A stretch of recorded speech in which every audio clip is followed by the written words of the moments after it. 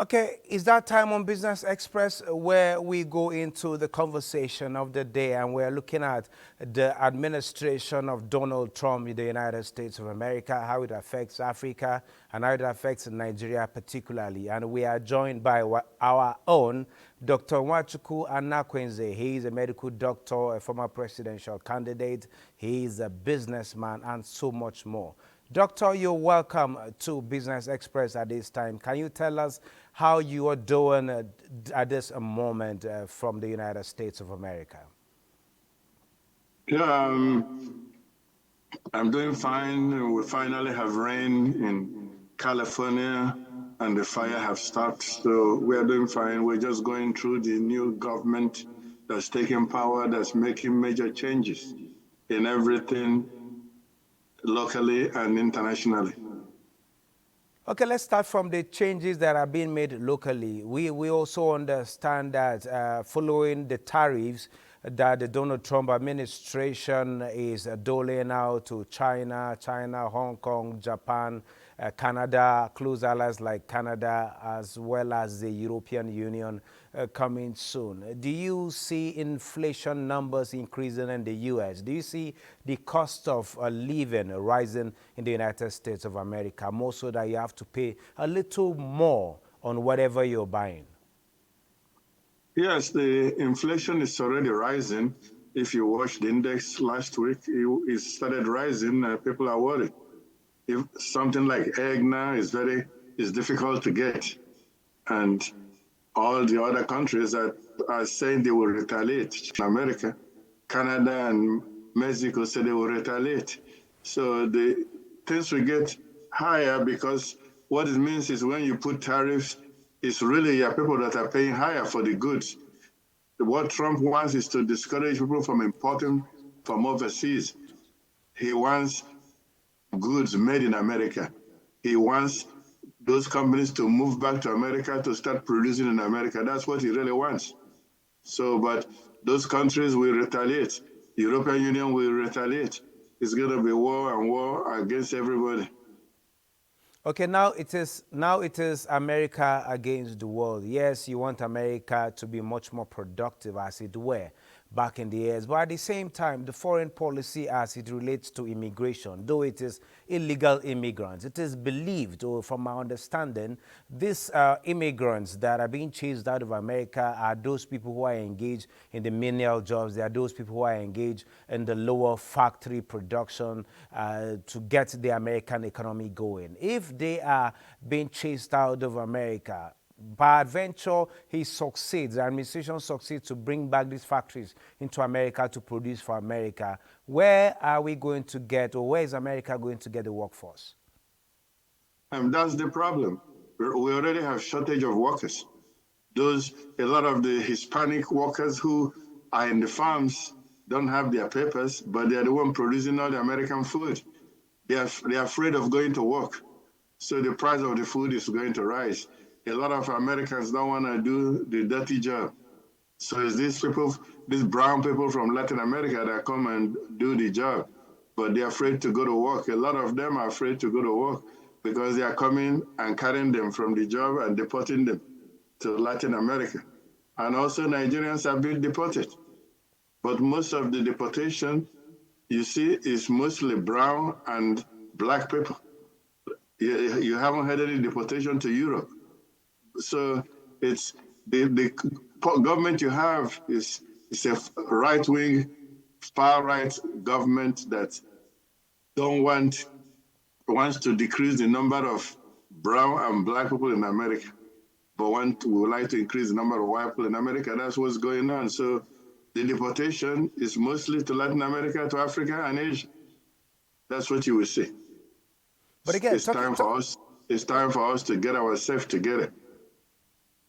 Okay, before we talk about getting ourselves together, Dr. Anakwenze, I've heard your story, Nigerians have heard your story, people around the world know your story. You went to the United States of America as a medical student on scholarship. You went into America with your papers legally. And after your studies in America, you stayed back in America. you're almost a citizen of America, you have your children in America. Now Donald Trump is saying people like you he doesn't have a problem with, but people who come in illegally are the people he has a problem with. Do you agree with that? I don't have any problems with that. You need to come in legally. But, sometimes people come and then their paper expire. When it expires and they can't get renewed, that's what they're calling illegal. Most of them came in legally. But then to renew it when it's due, then they are not able to renew it. That's what becomes illegal. There's a lot of Nigerians that came through Europe, and through Europe they come in here legally, but here then they are not able to renew it. So what are the challenges? There's something you said I want to correct. You said I came here as a medical student with scholarship. I did not. I was 19 years old. I came here with secondary school education.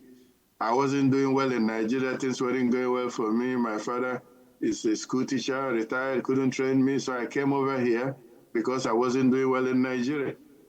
I came here and I got A's, 10 A's straight. I got 10 A's in all the classes that I got in. So then the American people, teachers noticed me. That's when they gave me scholarship. My father don't have money to pay for me. And in Nigeria, I couldn't get into university to be a doctor. They said my score wasn't good, so that's why I came to America. Then I came here, they gave me the opportunity, they trained me to become what I am today. That's the correct story. Okay, great. It's good to know that you've put that into perspective, into the right perspective for our audience to get to know that. Now, looking at, still talking about the American policy, particularly in terms of aid. A lot of aid is being withdrawn.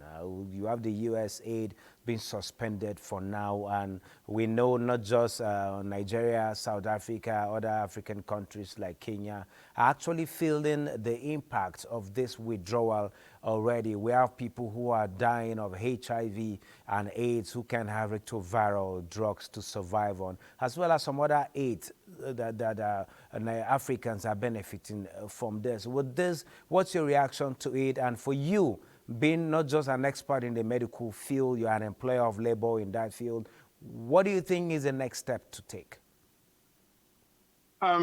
You have to know there are different types of American people. The government, the democratic government, put all these things in place. They've been in power for more than 16 years. Obama, Biden, they favor Africa, they favor other people. They work with all races. Democratic government, party. So they are the one removed. The people that come in is like right-wing government that don't want most people. They only want people who look like them. So that's why you have this change. They're doing it everywhere in the world. They're cutting it off everywhere. It's not only in Africa. In Ukraine, you see, Trump said he's not going to give them support anymore. Everywhere. In Asia, people are dying from not getting the medication. So it's not all American people are not like that. It's the party that is in power now believes America first means first for people who look like them, not other people, not for brown and black people. America first is not, the Democratic Party includes everybody. You need to understand it's not all Americans, it's the party that's in power now. So it will, I don't expect it to be easy for Africa or Latin America. It was going to be difficult. We need to find out how to help ourselves. Talking about helping ourselves now, we have you and a whole lot of others in diaspora who are doing very, very well. So would you say we should look up to you for aid? We always give aid. I'm sorry, my phone is disturbing. No problem. Sorry. You can go on. Okay. We always send money to Nigeria. If Nigeria has 100 billion a year, diaspora money is like 60 to 70 of the billions. We're doing it. But with the restriction on immigration, you should expect that to drop. Because all those Nigerians living, it's not just that they are losing brain drain, but they're also acquiring skills in overseas and they have jobs that sending money back home. Back home, is a lot of development from people in diaspora, a lot of industries, a lot of people building things back home in Nigeria. I myself, I have I'm building one of the biggest agricultural companies in Nigeria.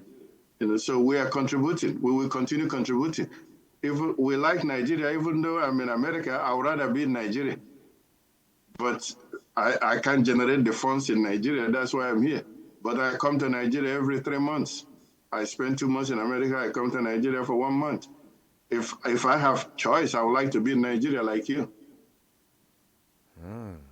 This is a great one. Okay, following all of this that has happened and with the solution you are profiling for us to come together and look for some other alternative ways of getting to grow our countries individually, not just Nigeria, but other African countries. What is your advice at this time? How should we look inwards? How should we harness the innate potential that we have as a country, as a continent? First of all, you need to know that there's nobody coming to your support, to your help, like you used to have. And it's going to be like this for a while.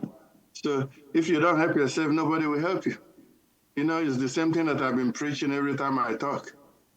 God gave us all the natural resources: iron, gold, mineral, zinc, everything, coal. We have it, oil, gas. We have all the food. God gave us all the food: beans, rice, yam, cassava, potato, fish. We have everything. It rains 9 months in a year in Nigeria. In America, I told you, it just barely rained the second day in a year, and they are very happy. So you have the advantage, but you're not taking advantage of it because you don't have good leaders. If you have good leaders, with the minerals you have, with the food you have good land, you have rain, you have natural irrigation, you should be pushing forward and breaking grounds, and eventually having people coming to you to be giving them. Nothing wrong with Nigerian person. Like I told you before, Nigerian people are very intelligent. When they come here to America, they take first. Out of 100, they will take 1, 2, 3, 4, 5. That's true. The best doctors here are Nigerians or Africans and in Europe. So it's a matter of our becoming disciplined. We don't have discipline. Everybody's just doing chop, going there and cutting meat from the nama and chop it. Nobody's thinking about everybody. We don't have disciplined politicians who want to really change things for the good of everybody, like the youth. Why do you think we are doing what we're doing at this time? How did we get here? What do you think we can do to make things different?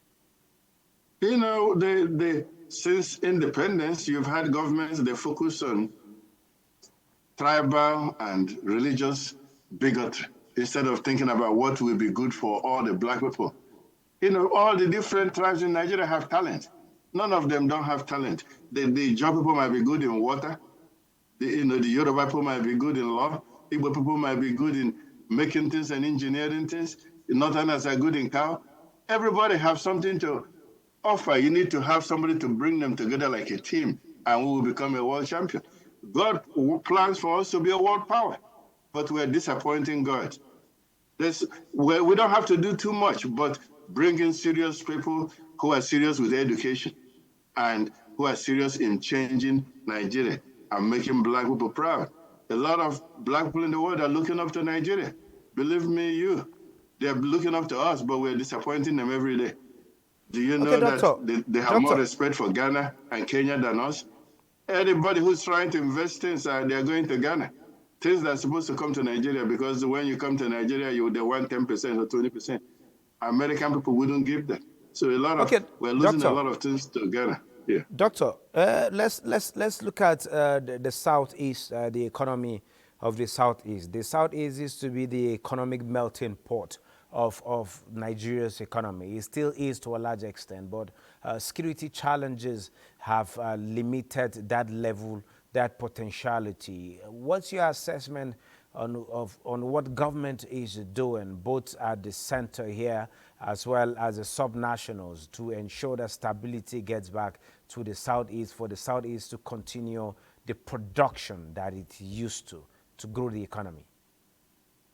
Yeah, the Southeast, they were doing good, very well enough. Michael Obara's time, they were one of the top economic producers in the world. It's still there. All the components are there. We just have distraction with, Nnamdi Kanu is held in prison, and then they're doing sit at home on Mondays, which is a big waste. for us from the Southeast.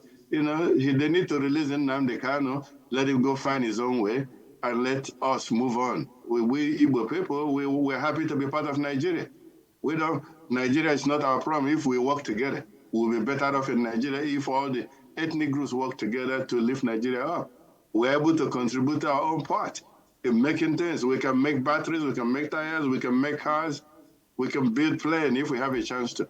I spoke extensively and I wrote about it. They need to open up all the airports for international flights like Enugu and Port Harcourt, Kaduna, Kano, so that many people will come into Nigeria. Ghana makes about 10 billion from tourism. All those tourists are people who were taken for slavery from Nigeria. They all came from Nigeria. They want to return back home to see where their forefathers came from. Each person coming for tourism carries $5,000, $3,000 that we spend on the local economy. People that make clothes like tailors, people who make drums, people who make flute, ogene, they will make money. Restaurants will be making money. The hotels will be full. That's like something ready-made. They don't come because they're afraid of kidnapping and they're afraid of, if there's no security, they will be killed. But that's like easy money to make. If we stabilize things, open up our airport, Nigeria, you will have tourism of 20 million a year. That will be more than you're getting from oil. I said it before.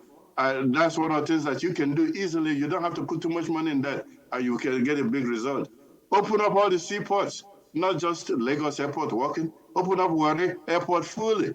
Open up Port Harcourt Airport fully, and Calabar Airport fully, and maybe in Akwa Ibom, so we can make things and ship things out of Nigeria. Look, GDP of Nigeria is low because you're not producing anything. If you're not producing anything, gross national product, you are going to be carrying last. They are comparing you with what you produce to America. So that's why America, dollar is strong, Naira is weak. Because if you are not making, you are going to be weak. So we need to make batteries, make tires, make cars, make computers. We have the brains in Nigeria. Our young Nigerian people can do it because I have factories in Nigeria and people working 18 to 40 years. They are doing excellently well. All my companies in Nigeria, they are doing very well. So we need to change our mind. We need to have power generation. 24 hours is possible now, not in the future. If you have gas, you are flooding gas. The gas you are flooding is the power, 24 hours power. That gas, you put it in a turbine, you turn it the water, you generate electricity until Jesus Christ come back to this earth. You have coal in Enugu. You use coal. China uses coal for most of its work, and South Africa uses coal. We have coal, do it nothing. We have rivers, you turn them into, dam them, turn them into electricity source. We don't have any reason not to have electricity. That's because you don't have people with brains leading the country. Telling you the problems of the Southeast is just a temporary stuff. It has to do with Nnamdi Kanu being held. Release him, let him go and find his own life, and let's move on. Southeast, our priority is not to have Biafra. We want Nigeria that works, West Africa that works, because we're business people. We want to live, we have to live with other people. We don't have to live with ourselves. We have to live with other people and work with other tribes. We're happy doing that, and So there is hope for Nigeria if you have the right people in Nigeria to lead Nigeria for the good of all Nigerians. Okay, thank you, Dr. Nwachukwu. Can you give us a close and wrap? What should we expect going forward from America, Nigeria, and Africa at large? More so at this time that we have African leaders meeting in Addis Ababa to a kind of reshape thinking to productivity. More so that we're talking about artificial intelligence and technology in all that we do. Just in a minute. Yeah, other people are talking about artificial intelligence, and we're talking about chop chop and tiff tiff. We need to trade among ourselves, Africans, not just depending on others, because they're going to put tariffs, making it hard for what you have to be sold outside. But among Africans, we need to create our own union. Like we have union, but make it real union. Have real connecting railways. Trade among ourselves so that outsiders will come in and begging us to be able to come in and trade, just like you have European Union. It's very hard for you to enter there. African Union, let's trade among ourselves. Let's produce things. Take advantage of the fact that they are doing tariffs to start manufacturing in Africa. We have the people that can manufacture. You just need to support them and encourage them. Government don't have to run anything. They just need to create the enabling environment for Nigerians who already have the brains and the ability to do things. You know, there's going to be competition between China, Russia, US. They're going to be fighting. But we are the one in the middle. If we play our cards well, they will all be fighting for us as the beautiful woman. So we need to be ready to take advantage of them, Russia, China, and America, and we'll be the winner of that game. Wow, Nigeria and Africa should be the bride for all to come for. Thank you very much, Dr. Nwachukwu Anakwenze, for sharing your thoughts with us at this particular point in time. Thank you very much.